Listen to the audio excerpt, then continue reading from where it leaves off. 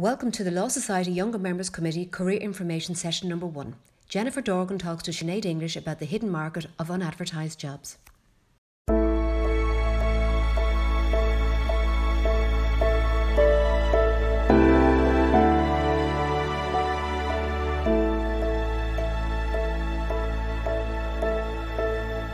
So hi everyone, and thank you for joining us this evening. My name is Jennifer Dorgan and I'm the chair of the Younger Members Committee of the Law Society of Ireland.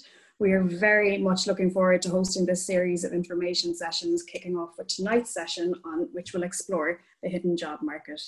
I'm delighted to be joined by careers expert Sinead English. Sinead is the founder of careers management firm Hilt and has over 15 years experience in career management across a broad range of industries.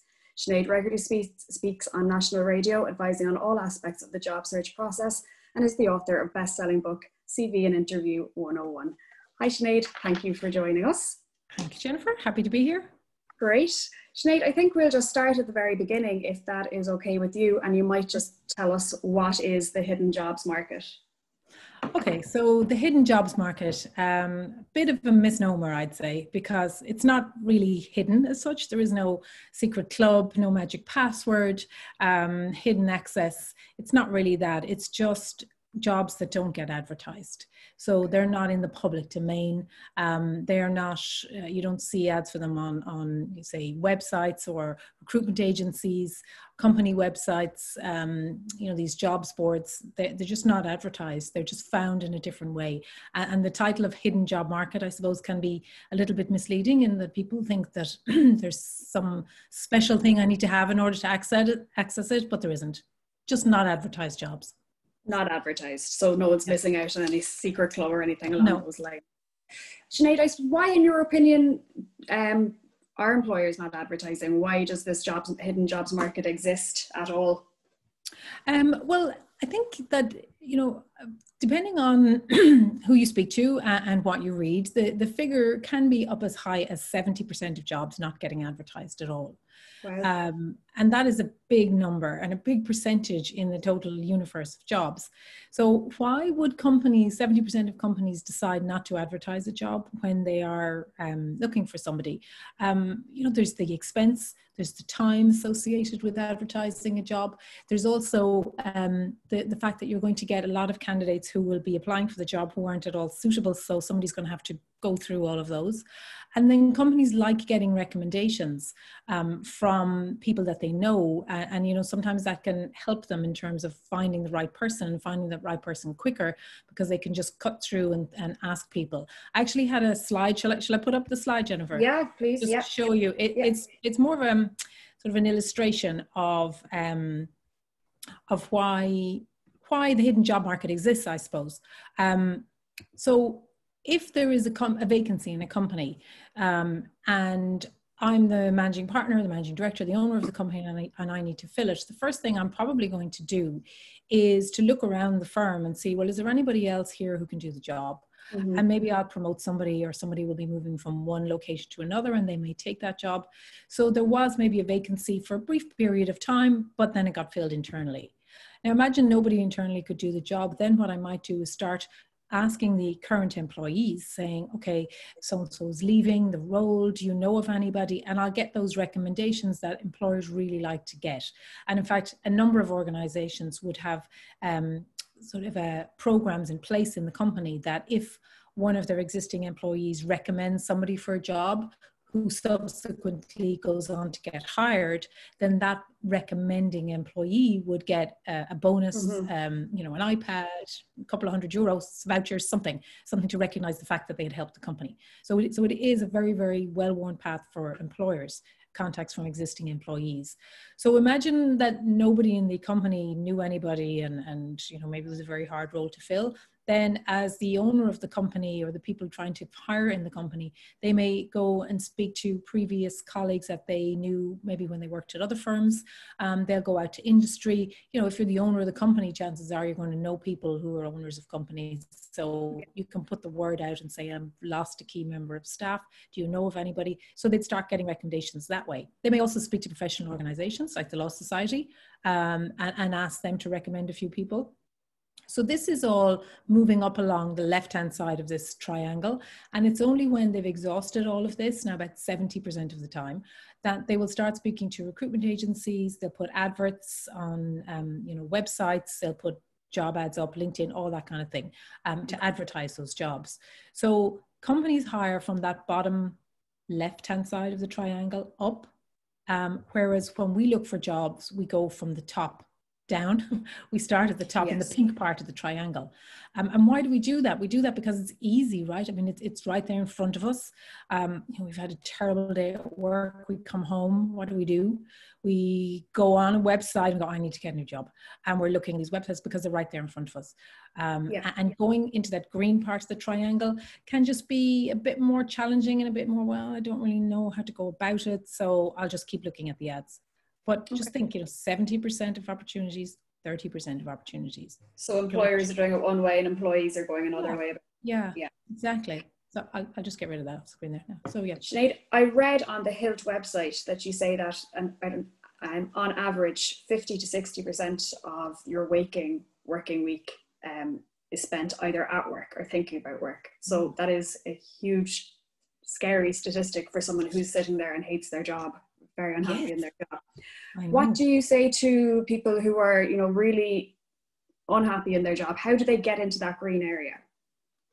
So the first thing to say is that you won't get into the green area without telling somebody that you're thinking of moving, or even just you're researching a move. So people are not mind readers. Mm-hmm.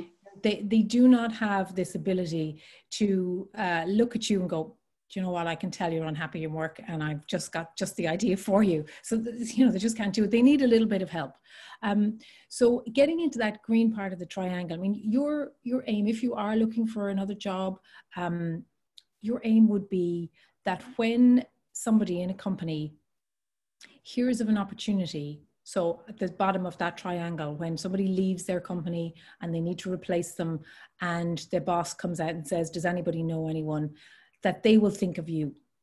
They will think of you sitting at home saying, I hate my job. I wish somebody would come and take me away from all of this. Save me, yeah. But as I said, they're going to need some help. So planting seeds with people through a medium that we use and we recommend with our clients all the time called informational interviews, where you would just say to somebody, look, can I meet you for 20 minutes or half an hour? Just want to have a chat about what it's like to work in this particular side of the industry or this particular firm. I'm just researching my options here. You don't need to give them the whole story. You don't need to say, I have got to get out of here. Depending on how well you know the person, you might be more open. But what you want to do is let people know that you're considering a move, that you'd be open to a move, and make that known to the people who are placed in positions that may be hearing of opportunities. That's simply all that's involved in networking in the hidden job market. You would start with people that you know, so that you're not going to be approaching somebody and asking them to meet them for half an hour when you don't really know them that well and you're really nervous to even ask them anything. Like that's not going to help anybody. So what kind of preparation should you be doing for these informational interviews? I assume you can't just go in there. You need to have some prep work done. Yeah. I mean, what I would say is think of the questions you want to ask them and send them to them in advance. No more than about 5 or 6 questions. I mean, you don't want to, hit them with 20 questions because it might be a bit overwhelming. So treat it like you would a meeting. Maybe if you're meeting with a client, you might send an agenda in advance. So you're sending the questions in advance. These are the things that I want to know. And maybe you've been working for practice and you're thinking you might want to go in-house. So you want to meet somebody who's working as an in-house solicitor. So questions might be something like, you were in practice and now you're working in-house. How did you make that transition? How did you find it?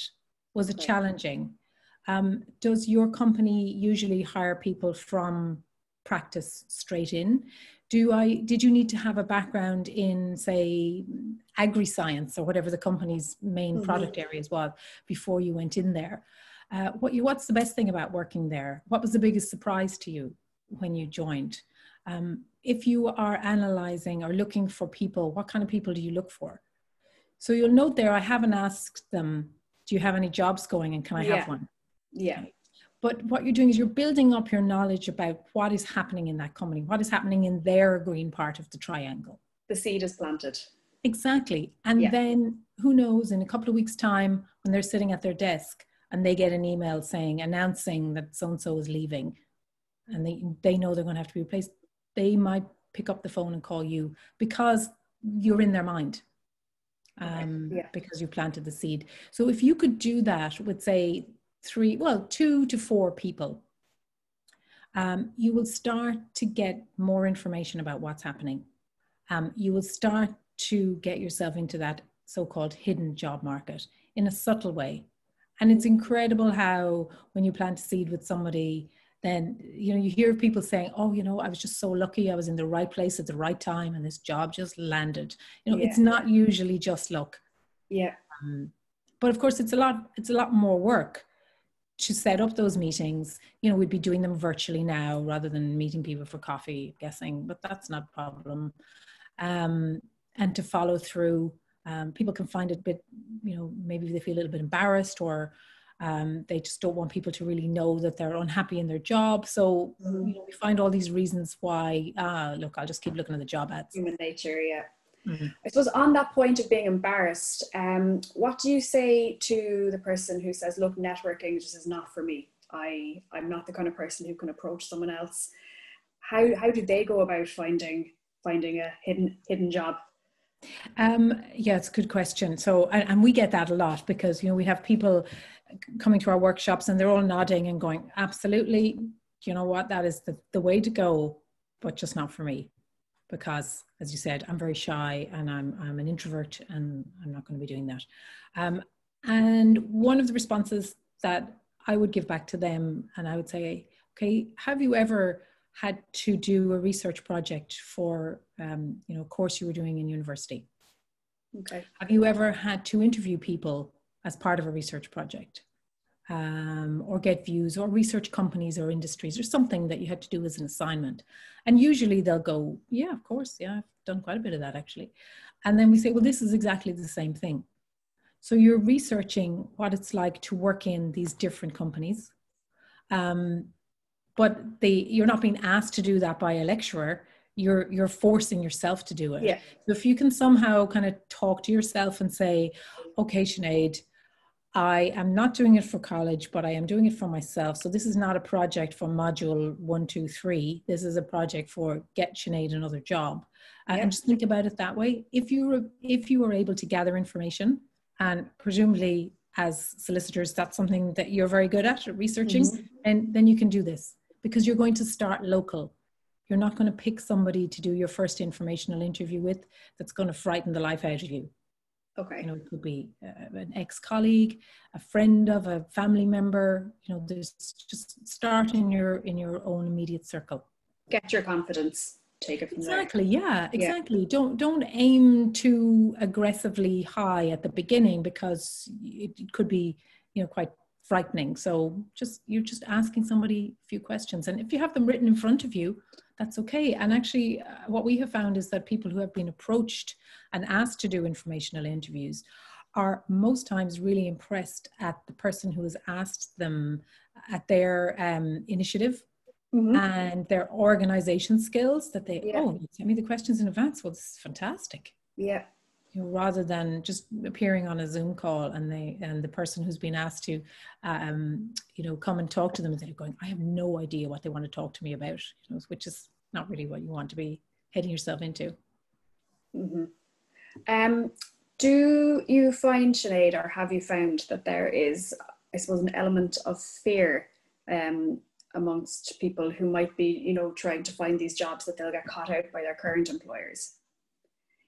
Do you think people shy away from maybe these?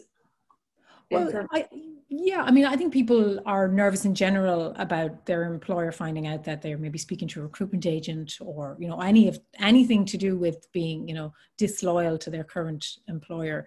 You know, we don't want our employers to know that we're doing that, because it may affect the work that we're given, or a bonus, or who knows, a whole myriad of things. So yes, this is another action that potentially your boss could find out about, which is why, back to the, you know, start local, speak to people that you trust. Okay. there's only one person who is 100% invested in your career, and that's yourself. Yeah. Because at any time you could be called into your boss's office and be told, look, really sorry, but I'm going to have to let you go. Yeah. And then all of that time that you could have been spent just keeping yourself up to date about what's happening in the market. I understand. Sorry, my watch is talking to me. It just said it wasn't sure it's understand. I hope it's not listening to this whole webinar. Apologies. It's far too nosy. Sorry, I've lost my train of thought there. What was I saying? Oh yeah, I was talking about you being afraid that your boss might find out. Yeah. But all you're doing really is you're making sure that you're up to date with what the opportunities are in the market. Okay. So you're not sneaking around anybody's back and, you know, trying to get a better deal and then counter with your boss and all that kind of stuff. You're keeping yourself up to date what's happening. And I think that's admirable that people know. And if your boss is going to say you're being disloyal by even having these conversations, well, then you're definitely working for the wrong company. Yes, agreed. Yeah. Sinead, how do you think social media plays into all of this? Should you be keeping your LinkedIn page updated? Does it matter in these kind of circumstances? Yes, I mean, LinkedIn is really the currency of checking people out these days. So you know, there is the common perception that as soon as you see that somebody has been madly working on their LinkedIn profile and they've updated their courses and they've updated all their skills, they go, they're looking for a job. So you can switch off all your alerts while you do all of that. So, you know, people, you're not like giving red flags to people. But certainly, you know, LinkedIn is a great way to find connections, maybe from your immediate network who you may want to use to have informational interviews with. But certainly, I mean, as a way to, you know, get profile on people and to research where people are now, it's a fantastic tool. You know, joining your university or your college alumni group, and then just working through the profiles of people and seeing where they're working now can unlock some ideas even for you as to what I might want to do next. So, gosh, I'd never considered that firm, or I'd never considered that area. And my classmate is now working there. Why don't I connect with them and arrange to have a chat with them and see how they got that job and what it's like?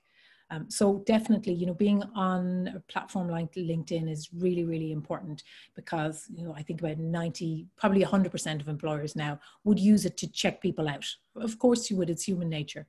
And I would always recommend as well that you keep your settings on public.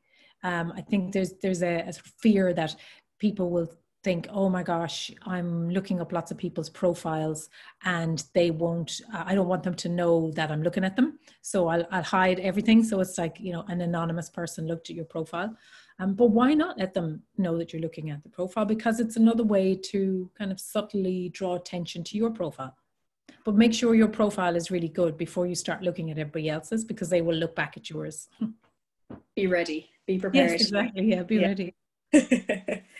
Sinead, have you got, I suppose, Sinead's top tips on accessing the hidden job market? Sinead's top tips on accessing the hidden job market. Yes, of course. So would you share with us, please? I will. The first thing I would say is put this, you know, write this down and put it in front of you on your desk when you are thinking and getting cold feet about this. What is the worst thing that can happen? So what is the worst thing that can happen when you reach out to somebody and ask to meet them because you want to ask them a few questions about it? You know, what is the worst thing? They will say, the worst thing is they'll say no. Okay. I don't want to meet you. That's it. Okay. 95% of people won't say that because you're going to pick people in your network. So the worst thing that can happen is that somebody will say no. And you know what? Somebody's said no to us in our life up to date and we've kind of gotten over it. So that's the first thing to think about, the first tip. The second tip is that people by default they want to help you. So people like helping people. It makes them feel good about themselves. And the other thing is that people love talking about themselves. So all you're really doing is giving them an opportunity to do both of those, to help you and talk about themselves. I mean, it's a win-win for them. So people's default is to help you. So don't feel I'm wasting their time. Oh God, I'm going to be a bit of a pain. You know, oh gosh, they'll be going, what does she want now? When you approach them in the right way, honestly, that is really, really fine. So that's the other thing I would say. So what's the worst thing that can happen? People want to help you. Use your networks. Most of the really, really good contacts that we would see our clients making come from alumni networks, places where they studied before or worked before. So use those networks. And then I suppose the final thing I would say is that, to reiterate what I said earlier on, is that people are not mind readers. They don't wake up in the morning thinking, I wonder what Sinead is thinking today and what she's going to do today. You need to plant the seeds and you need to tell them, and you will be amazed at what will come back when you do it in a structured way. So I think they would be the main top tips. And you know, be brave. It's nothing ventured, nothing gained. The most annoying thing to happen to people is that when they hear that somebody got a job in a company they would really love, and they go to somebody working there and they go, oh, I'd have loved that job. I didn't even know you were looking for somebody. And the person turns back to them and they go, if only I had known. So, you know, that's because they didn't advertise it. Yeah. And that person didn't make any soundings that they may have been interested, you know, prior to the event. So, you know, plant the seeds, let people know, do it in a structured way. Networking is about asking questions. It's not about trying to get one over on people or to using people. That's not what it is. It's about asking questions to gain information, to put yourself in a better position to access that green part of the triangle, the hidden job market. And bear in mind, I suppose, that someday someone might be coming to you and think how you'd feel. So exactly, yeah. I mean, you'd be as willing to help. That's a good point, Jennifer. If somebody approached you and you were in your ideal job and everything was going great, and it was somebody connected with you, so, you know, friend of a friend or ex-college mate or somebody you used to work with, and they asked to meet you and chat to you for half an hour and said, I'll send on the questions in advance. I'm sure just about everybody on this webinar would be happy to do it. Of course, how can I help? Yeah. Absolutely. What do you want me to do? You're not going to ask them to get you a job, you know, or to put in a good word for you or something. That's not the purpose of it, because that makes them feel awkward. And actually, if you do that, if you say, look, how can you get me a job in your company? What they might be tempted to say is, well, why don't you send your CV to HR? Yeah. And here's the address. And no offense to anybody who's on this webinar who's involved in HR, but that can, from our experience, often take a very long time to come back out of the HR. You're back in the pink section of the triangle again. Exactly. Yeah. Yeah. So be brave, take the initiative. Be brave, take the initiative. What have you got to lose? What's the worst that can happen? And then, you know, you feel you're in control of things more. The problem with just looking at those job ads is that it's so passive. You're just responding to stuff that's been put right in front of your nose. There's no plan. It's just like, there's a job, I'll try for that one. There's another job, I'll try for that one. Yeah. Because if you're creating your own plan, here's my plan of action. This week, I'm going to call these 3 people. These are the questions I'm going to ask them. And then I'm going to review and see how I am after that. And often you'll find that when you meet somebody and you ask them the questions, they may say, do you know what? I'm not exactly the right person that you should be speaking to. Just thinking about now what you've said. Why don't I put you in touch with somebody, Joe Blogs, who runs the such and such division at my firm. And that's when, and then you get a recommendation from them, and then you're very green. You're very in the green. You're really in the green part of the triangle. Yeah. Brilliant. Sinead, thank you so much for joining us. Pleasure. Hopefully. It's been fantastic, really helpful, really cleared up the myth of the hidden jobs market. Excellent. Great. Well, hopefully now we can encourage people to try it and see what happens. Absolutely. Thank you very much. Okay. Thanks, Jennifer. Thanks, Sinead. Bye.